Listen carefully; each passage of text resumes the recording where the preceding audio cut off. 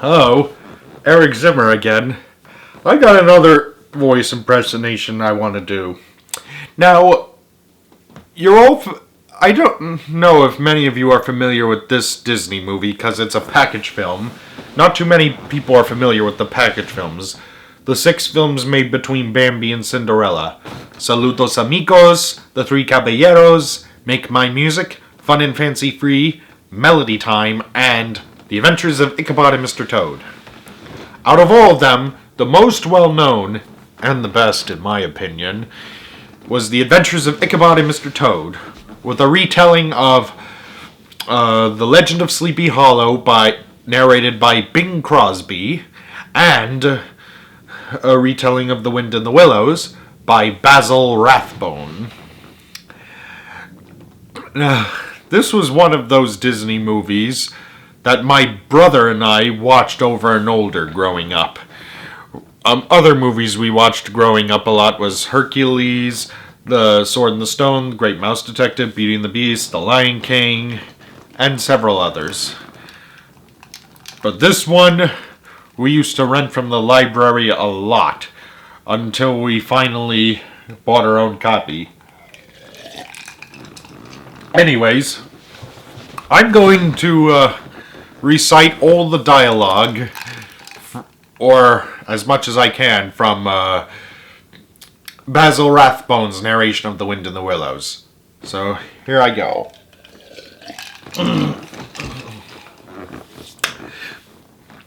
If you were asked to choose the most fabulous character in all of literature, who would it be? Robin Hood? King Arthur?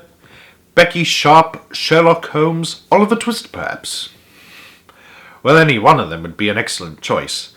Still, for the most fabulous character of all, I would nominate a Toad, J. Thaddeus Toad, Esquire. Have you ever met him? You will find his story in this delightful little book, The Wind in the Willows. Toad, you might say, had the one disturbing element. An incurable adventurer, mad, reckless, tried everything, positive mania for fads, and he never counted the cost. Had a host of fair-weathered friends, of course, but there were only 3 who had his best interests at heart. One was a badger, Mick Badger. And then there was a water rat. Bit stuffy, perhaps, but really a fine fellow. And, a mole. A gentle creature, kind and sympathetic. They all made their homes in a quaint little community along the riverbank. Now, on this particular day, Mo was in a hurry because... Oh, yes, of course, because he was late for tea. A regrettable habit. Still, Rat more or less learned to put up with it, so as usual, "Sorry, Rat," says Mo. "Quite all right," says Rat. 2 lumps, if you please," says Mo, and then, just as they're getting comfortably settled... Now, Rat was certain Toad was making trouble again. Well, the answer to that lay just around the bend, at Toad Hall, the ancestral home of J. Thaddeus himself. This impressive structure, by the way, was at all odds the finest home along the riverbank. The animals were tremendously proud of it. They thought it gave the whole community an air of respectability. To lose Toad Hall was, of course, unthinkable, and yet it was no secret that Toad's costly follies had brought him to the brink of bankruptcy. So as a last resort, Mick Badger had volunteered to take over and put Toad's house in order. Poor Mick Badger. He had reached the end of his rope, for as he said himself, mania. That's it. That's what it was, a positive mania. And no telling when it would end either. It may linger for months, and with Toad Hall at stake, well, Rat and Mo had no choice. There was only one thing left to do.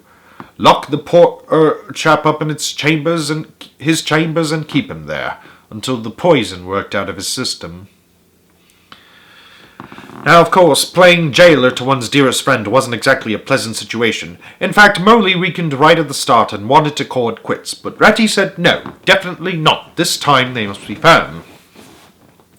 After all, it wasn't just a matter of saving Toad from himself. There was Mick Badger to consider, Toad Hall, and all that it stood for. There was only one problem with Ratty's cure for Toad's motomania. didn't work.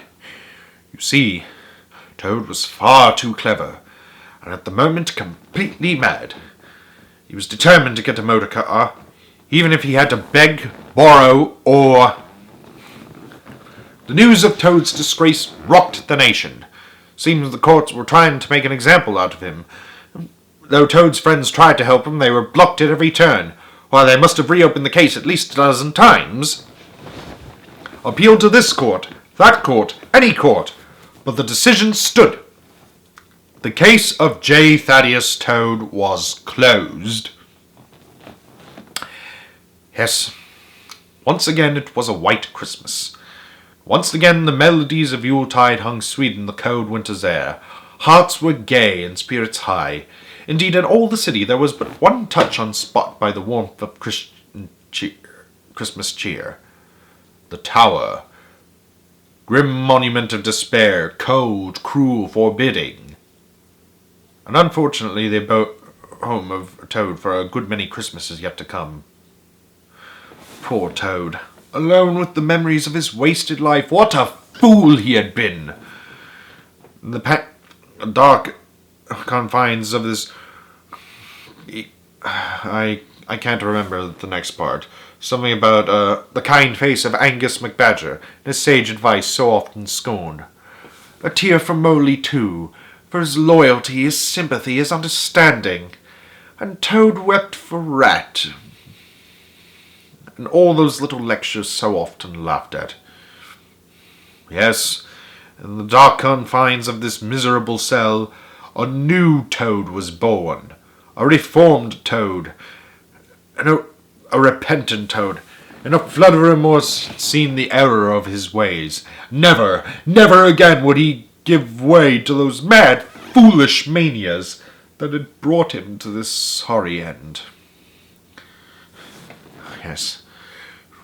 One whispered word, and all for repentance, all that was vanished in a way of this new adventure, this new mania, escape! Look, trap Toad, would they? Ha-ha! Never! Blockheads, let them scour the countryside. Once more J. Thaddeus Toad had the last laugh. That same Christmas Eve along the riverbank, the name of Toad was banned from all conversation, lest the memory of his disgrace becloud the merriment of the season. And yet there was one home in which at least two loyal friends still held the warmth of Christian charity. It was a clever plan, cunningly contrived, but extremely dangerous. Should we work well, if only each played his part. Now, 4 lives hang in the balance. Whew! That was a close one. Trust Toad to start things off on the wrong foot. Well, no going back now. Nothing for it but to push on. What great danger lay ahead, no one could say.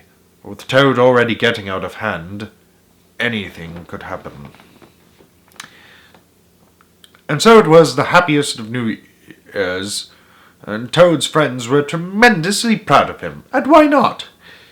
He was a new Toad now, completely reformed, through with gypsy carts and motor cars forever, and so, on this merriest of New Year's days, a toast was in order.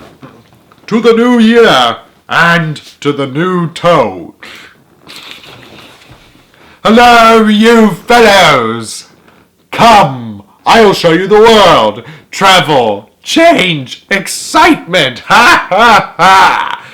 I'm sorry, I couldn't resist. And that is a fabulous story of the fabulous Mr. Toad. But let's weigh our judgment carefully. We rats, moles, and badgers, really now, don't we envy him a bit? Oh, I know I do. And so when we speak of fabulous characters, the most fabulous of all will always be, to me at least, the Master of Toad Hall. And there you go. I realize my English accent isn't the best, but I gave him my best shot.